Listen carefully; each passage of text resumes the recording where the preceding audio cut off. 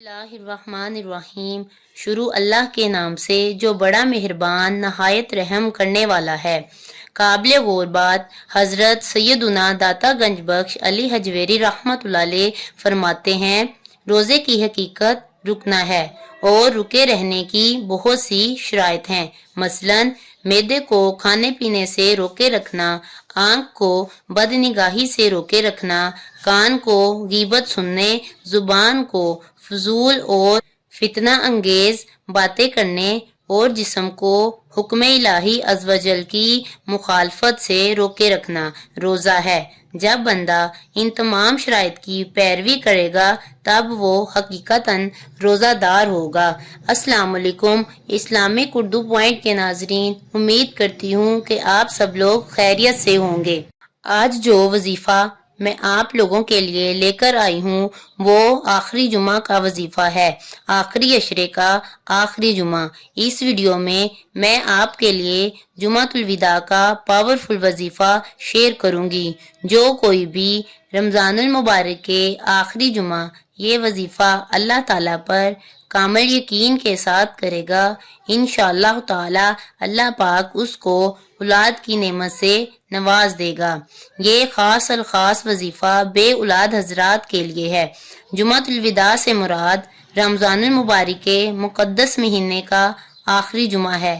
اس دن کو ماہ صیام کو وداع کرنے کی یاد میں منایا جاتا ہے۔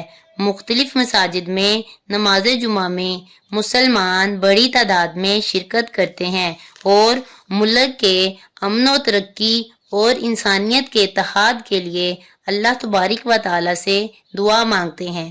جمعۃ الوداع کے دن مسلمان نوافل ادا کرتے ہیں، قرآن مجید کی تلاوت کرتے ہیں اور اپنی حاجات طلب کرتے ہیں۔ جمعۃ الوداع کی آمد کے ساتھ ہی رمضان المبارک ختم ہونے کا احساس ہونے لگتا ہے اور اس کی رخصتی کا احساس وہ لوگ بخوبی کر سکتے ہیں جنہوں نے روزے کی لذت کا تجربہ کیا اور شیطان کے شر سے نجات حاصل کی۔